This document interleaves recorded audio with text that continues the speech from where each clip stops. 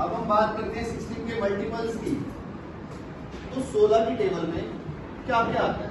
ठीक है बेटा, 16 की टेबल में क्या क्या आता है? 16 एकदम 16, 16 तो 32, 16 के 48, 16 64, ये आगे बढ़ता जाएगा। ठीक है, क्या आपको समझ में आ गया बेटा? मल्टीपल फैक्टर्स आ गया? Yes sir. चलिए आगे चलते हैं।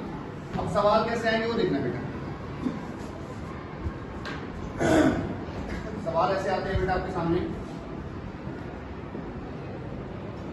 कि 9 के सबसे छोटे गुणनखंड और सबसे बड़े गुणनखंड का योग बताओ। ठीक है बेटा, ये आपके सामने सवाल ऐसे आएंगे पेपर में। ठीक है, चलिए देखते हैं। सबसे पहले क्या करना पड़ेगा आपको?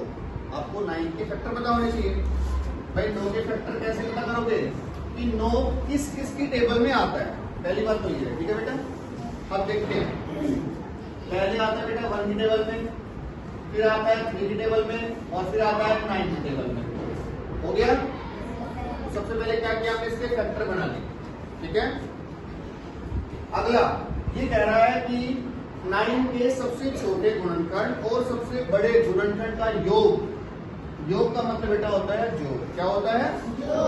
जोड़। ठीक है बेटा, इनको ऐड करना है। अब देखो सबसे छोटा कौन सा है? 1। सबसे छोटा कौन सा है बेटा? 1। तो सबसे बड़ा कौन सा है? 9। हो गया? क्या आंसर आया हमारे पास? 10। आई बात समझ में? चलिए अगला देखते सवाल।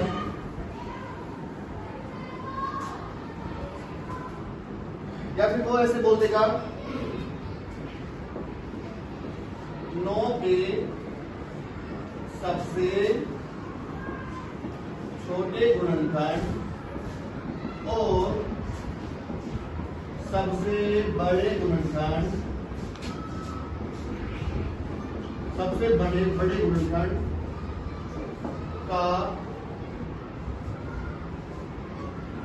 अंतर बताइए।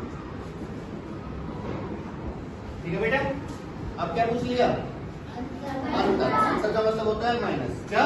माइनस। अब बेटा आपने 9 के फैक्टर निकाल रखे थे ना?